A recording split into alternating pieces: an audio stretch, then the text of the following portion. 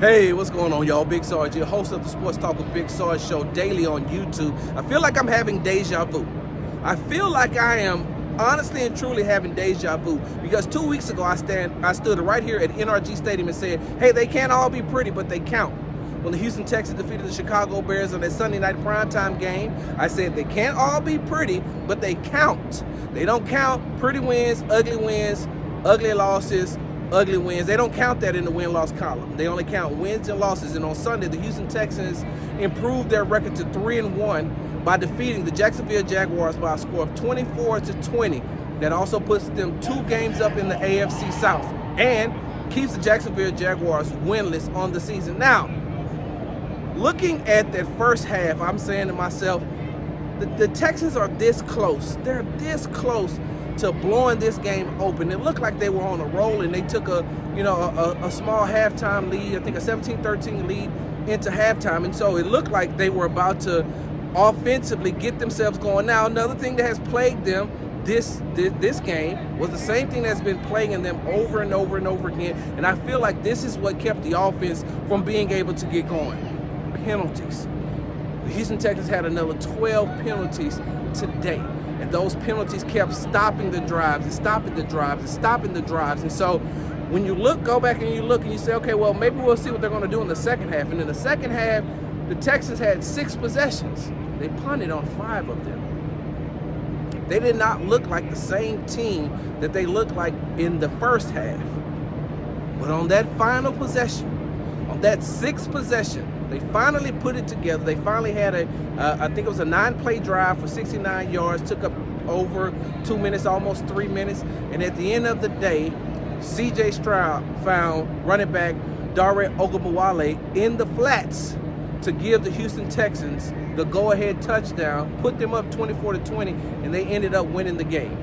Now, this is a team that when you look at them on paper, you say, there's no other team in the league that can match them talent-wise. But the one thing that has stopped them from being who they're supposed to be is penalties and injuries. And so you look at the first 4 games of the season at 3-1, you want them to be able to get it together. On today against the Jacksonville Jaguars, it's just one of those things where it looked like it has looked the last 3 weeks. They're almost there. They're almost there. They're almost there. And the mental errors and the mental mistakes is something that head coach Nico Collins is going to have to get better. It's a very undisciplined team right now. When you see a team that has multiple penalties like that, that means that they're very undisciplined in certain areas. And so I expect head coach Nico Collins to clean that up. Now, back to this game, because I've told you all of the negatives. Let me tell you the positives. Nico Collins, who was targeted 15 times, had 12 receptions for 151 yards and a touchdown. Could have been 2 touchdowns. We all seen what happened at the end of the second half where CJ wished he could have had that throw back when Nico was open in the back of the end zone at the end of the second quarter.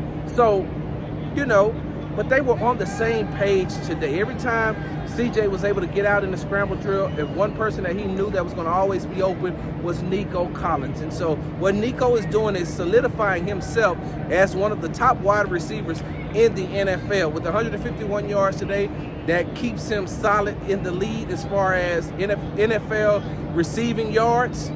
Nico is becoming that wide receiver that people are going to have to talk about. They're going to have to start talking about. And the connection that CJ and Nico have proved large today. I think on that last drive, Nico had 2 catches for 32 yards to help them sustain that drive and help to keep it going. And another positive on today was the defense. The defense stepped up when it needed to.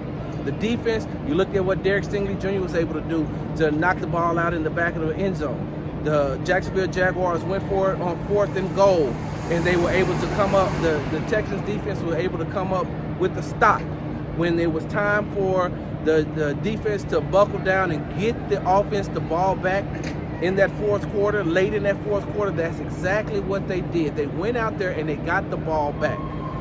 Could have been some things that they need to clean up, of course. But the one thing that Danielle Hunter, defensive end for the Houston Texans, told us is that what made us wake up was when our head coach, when D'Amico pulled us to the side and said, hey, y'all got to get it together. Pull your heads out your butts.